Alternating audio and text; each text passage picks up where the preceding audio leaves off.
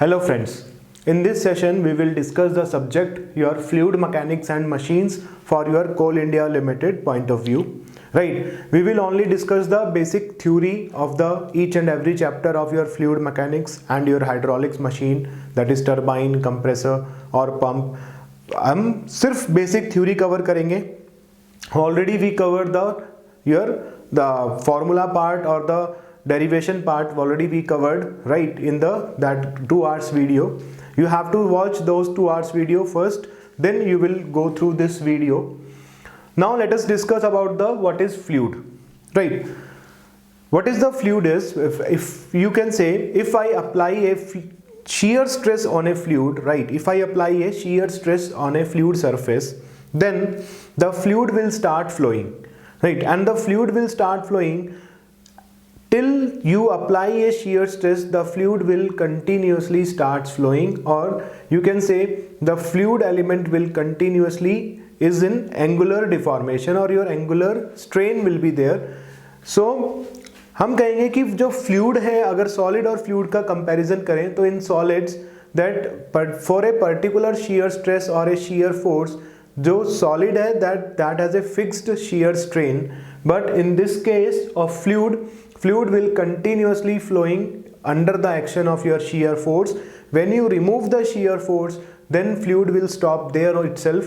There should not be any movement in the fluid particle after you remove the shear force. So that is the meaning of your fluid.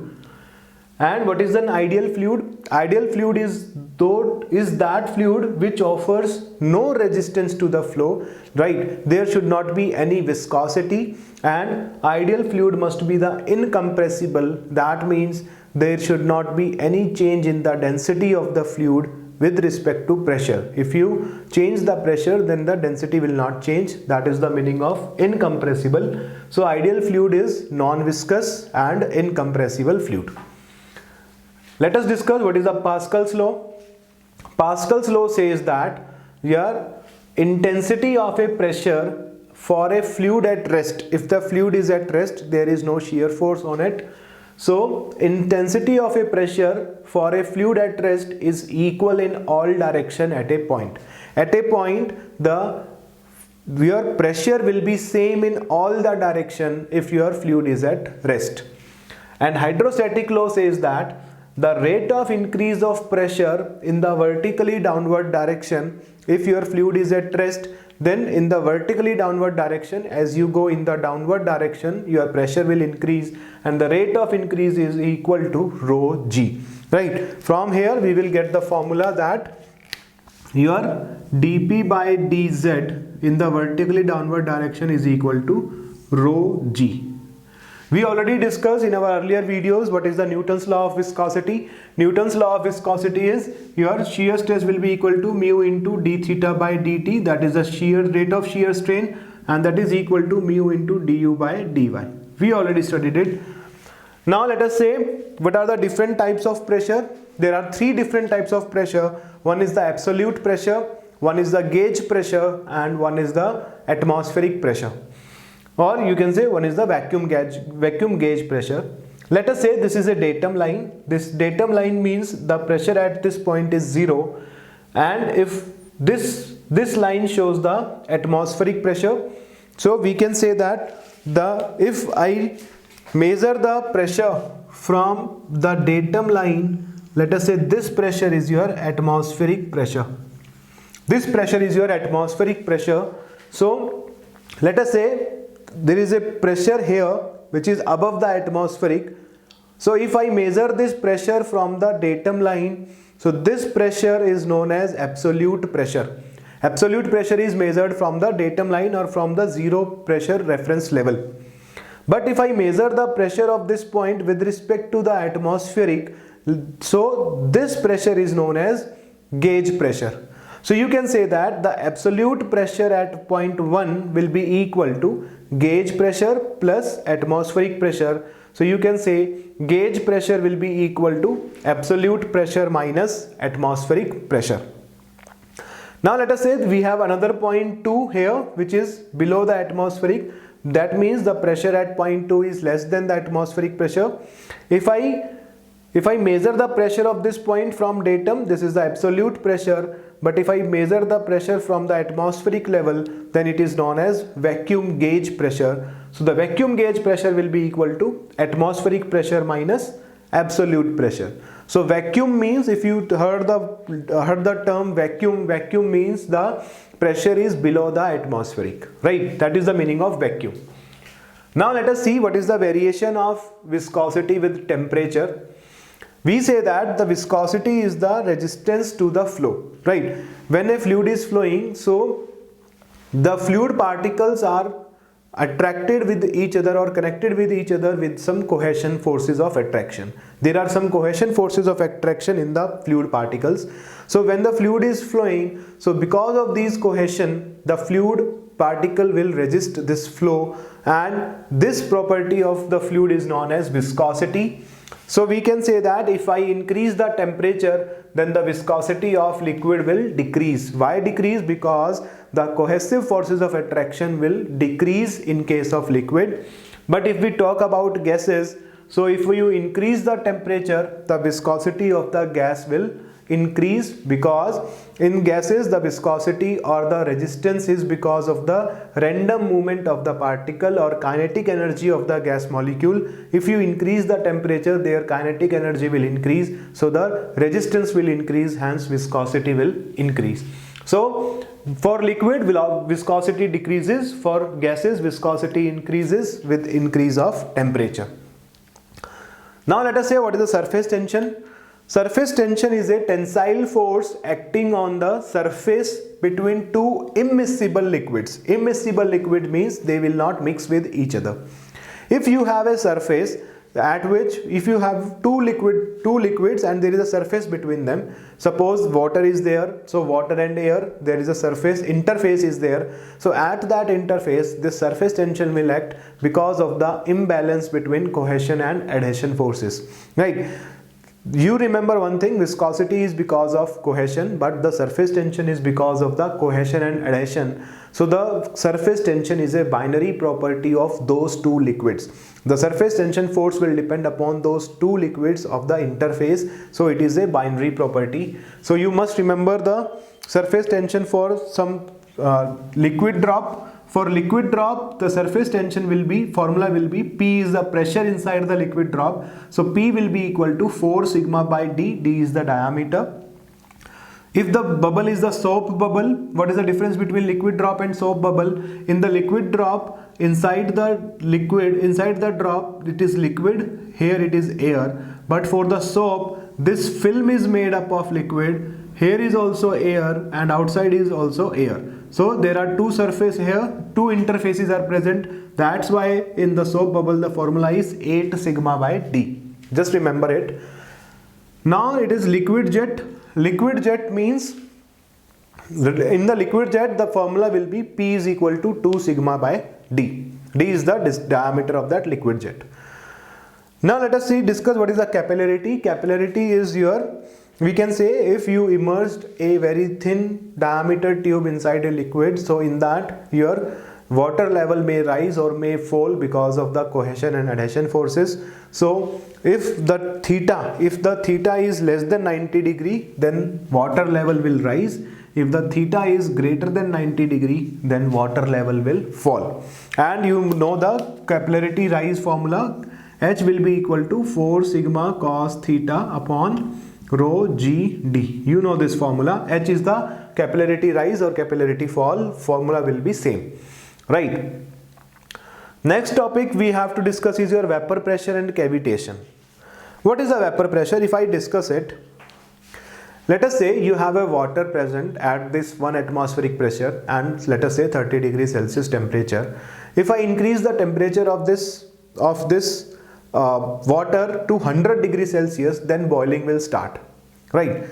So there are two ways to convert this liquid into vapor. One is, at this pressure you increase the temperature and reaches to the saturation temperature, and then water will start boiling. The second one is, you just fix this temperature and you start reducing the pressure, and when the pressure will reach the level of vapor pressure, then the liquid will convert into vapor. So vapor pressure is that pressure at which liquid will start boiling. So we say that at the vapor pressure your water will start, or the liquid will start converting into vapor. Suppose if the fluid is flowing and in some area of the pipe, let us say fluid is flowing in the pipe, and if in the some area of the pipe the pressure is less than the vapor pressure, if the pressure is less than the vapor pressure, then the liquid will start converting into vapors. Now when these vapors will move to the high pressure region in the flow, then at the high pressure region these vapors will collapse, will burst, and because of this a very high shock wave will release, and it will impact the surface of the pipe or surface of the that beaker, or some pipe is there in which the fluid is flowing. So when this vapor will burst, so a immense amount of pressure is generated, a immense amount of shock wave is generated, and that will result in the pitting of your surface. It will damage the surface of the pipe wall. That phenomena is known as cavitation. So we have to avoid this cavitation. So you just remember one thing: inside any flow the pressure should not be less than the vapor pressure. Now we have to measure the pressure. There are some devices to measure the pressure. One is the piezometer. Piezometer is used to measure the gauge pressure, right? So piezometer is useful to measure the gauge pressure. Next is a simple manometer. Simple manometer is also used to measure the pressure at a point. And then is your differential manometer. The differential manometer will measure the difference of pressure at 2 points. That's why it is differential manometer. If you want to measure what is the difference between the pressure at these 2 points, then you have to use the differential manometer. Now we already studied when the static fluids, when the fluid is at rest, so the force acting on a surface, so force acting on a surface will be equal to, let us say P is the force, P is equal to rho g A h bar. This is the force acting on the vertical surface or any surface which is immersed, which is in contact with any fluid, and h bar is the center of gravity. We know all this, we are not discussing it.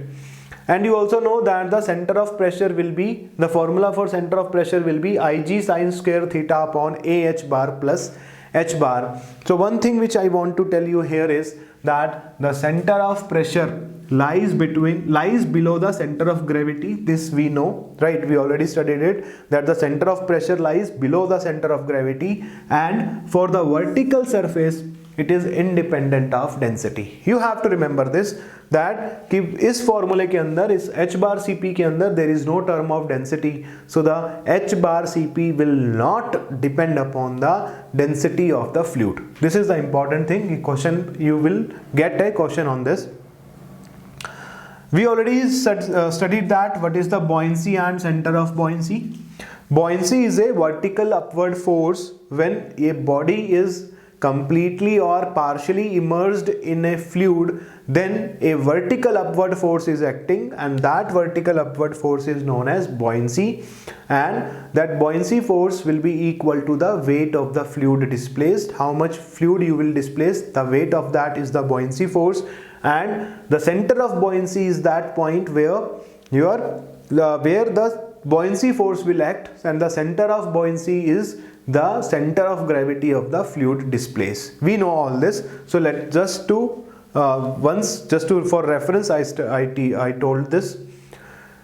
For stability also, you know the stability of the immersed, partially immersed or the completely immersed bodies, you know the stability. For the completely submerged body, if the body is completely inside the fluid, then if center of buoyancy is above the center of gravity, then it is stable.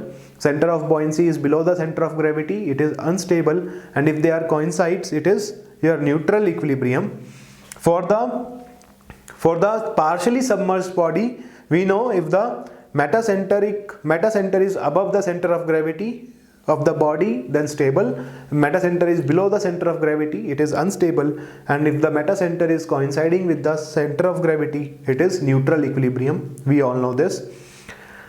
So when the time period of oscillation, if you know that time period of oscillation will be 2 pi under root k square upon gm into g. right? We know this is a formula. So if the higher the metacentric height, one thing which I want to tell you here is, if higher is the metacentric height जितना ज़्यादा होगा, time period of oscillation उतना कम होगा. Time period of oscillation means this is the time period of oscillation. For time period of oscillation means time taken to complete one cycle. If the time period of oscillation is less, then the body will be oscillating like this. Time period is more, then body will oscillate like this.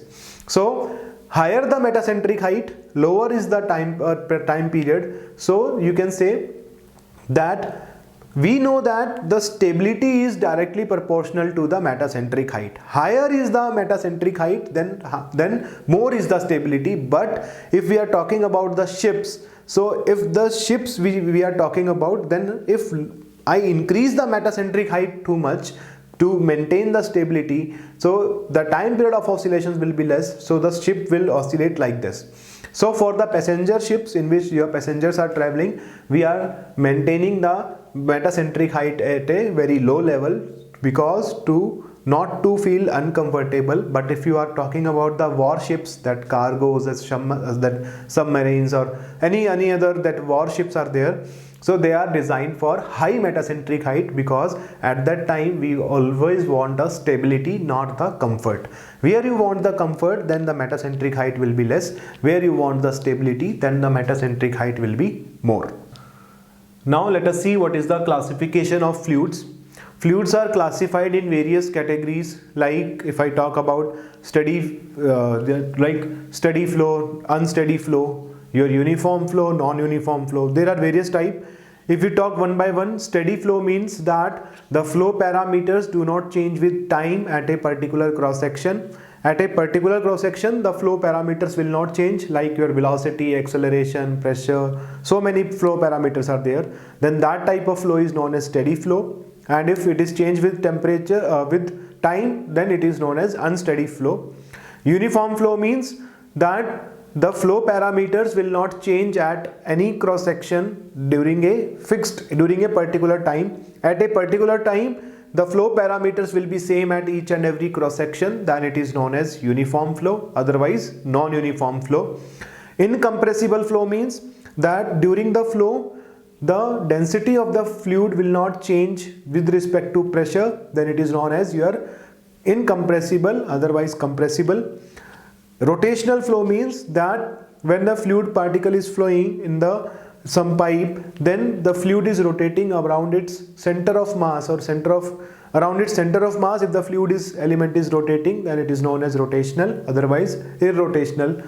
The other type is your laminar. Laminar flow means if the fluid is flowing, or the fluid layers are flowing parallel to each other along a streamline, then it is known as your laminar flow. There is no intermixing between the different fluid layers, then it is a laminar flow, otherwise it is a turbulent flow. So these are the various types of classification of flows, you can say. Next is the equipotential line. We already studied that what is the potential function, what is the stream function. Equipotential lines are those lines which are along which your phi, that the potential function value, will be constant, and stream lines are those lines along which your stream function value will be constant. And we know that the equipotential line and the stream lines are the perpendicular to each other, and the grid which is making by these two lines is known as flow net. Let us say this is the stream lines and these are the equipotential lines. They are perpendicular to each other, and this is known as flow net. Right? We have various equations in the fluid dynamics.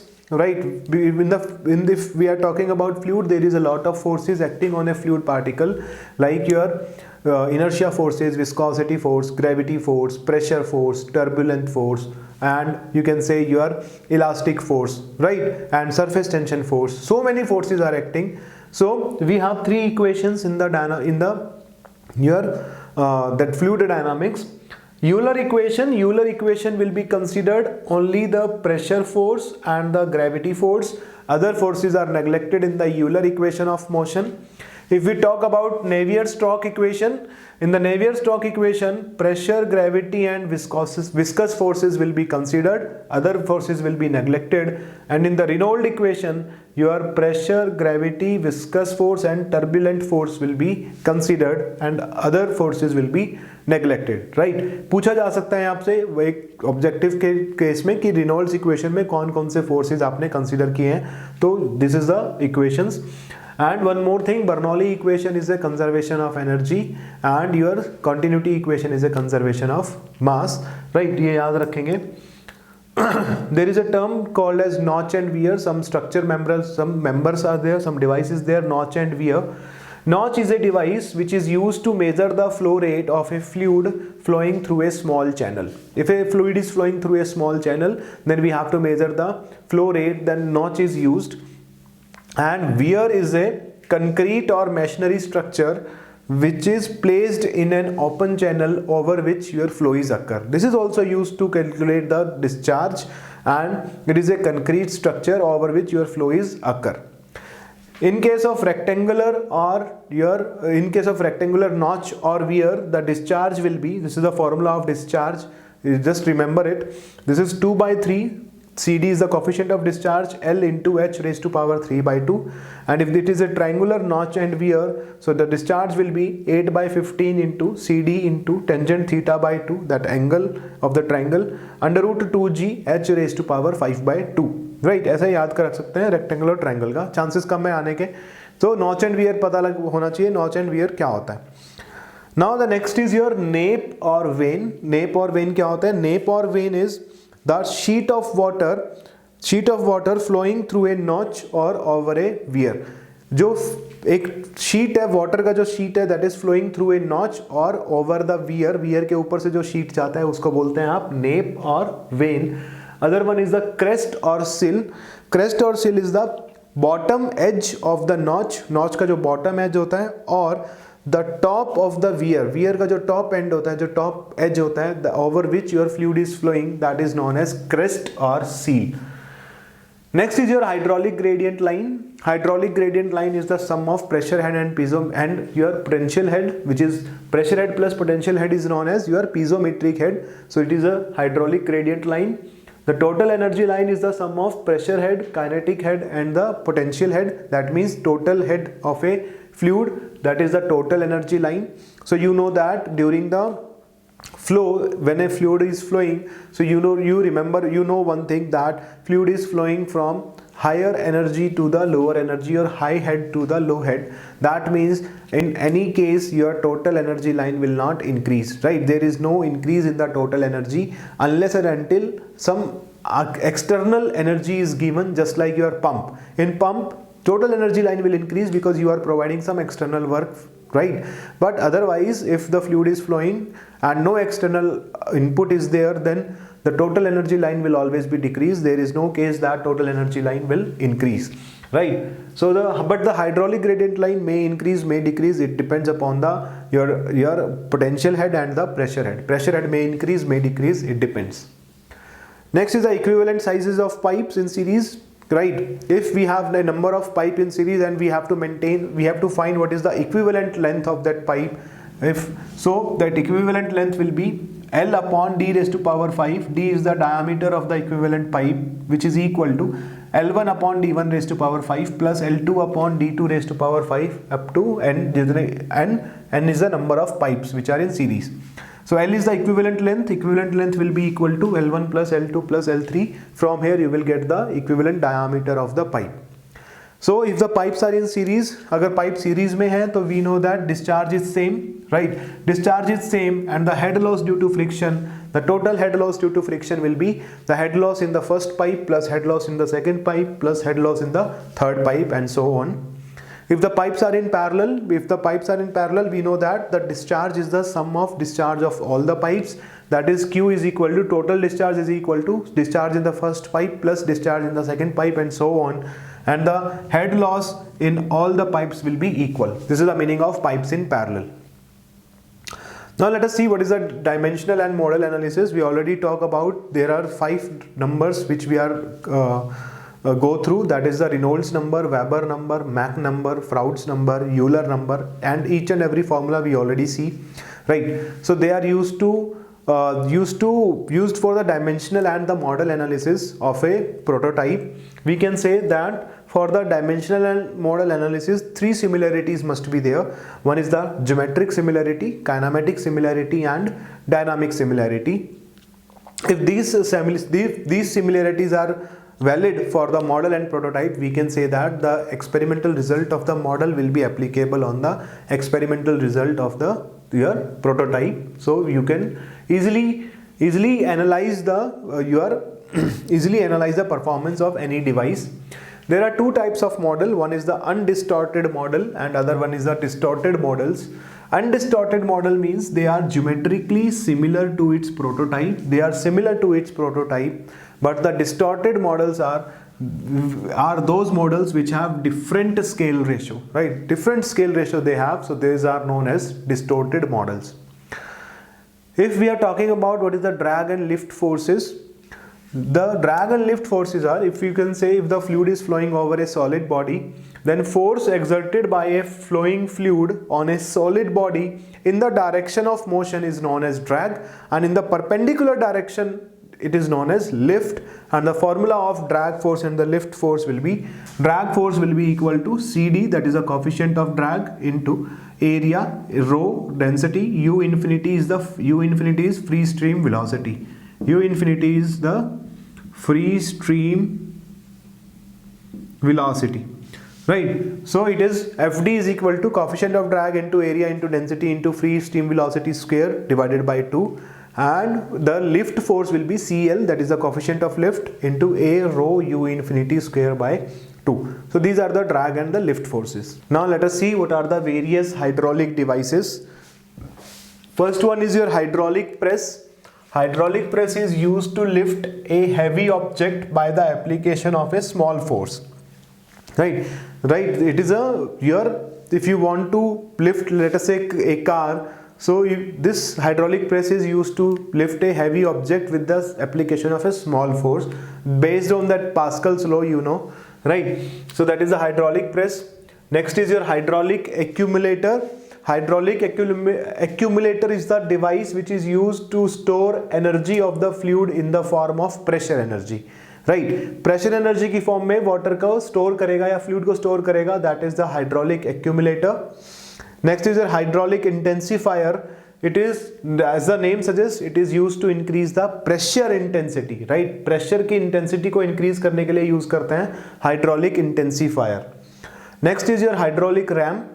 Hydraulic ramp is a kind of a pump which raises a water from lower level to higher level without extra power. No need to give you external power. That is the hydraulic ramp. Do you remember these? You may get a objective question, direct objective question. Next is your coupling. Coupling is used to transmit the power from one driver shaft to the driven shaft, and the most important thing is, during this power transmission, the torque will not change, right? The torque will not change, that is the coupling. And there is a same kind of device, that is a torque converter, which is used to, it is also used to transmit the power from driver to driven, but in this case arrangement is provided to get either the increased torque or the decreased torque on the driven shaft. Driven shaft पे अगर torque को very करवाना चाहते हो, आपको ज़्यादा torque चाहिए या कम टॉर्क चाहिए, then you have to use the torque converter. If you want the same torque on the driven shaft as it is in driver shaft, then you can use coupling, right. Now let us see that the frictional resistance of turbulent flow, right. Turbulent flow का जो आपका head loss है, that is directly proportional to V raised to power n, where n is in between 1.5 to 2. It is also proportional to the density and area of the surface in contact. वो area पे भी depend करेगा, but it is independent of pressure. यहाँ से आपको objective question मिल सकता है, that's why I am writing this. It is independent of pressure and it depends upon the nature of surface of contact. Whether the surface is smooth or the rough surface, it all depends upon that also. There is a device known as siphon.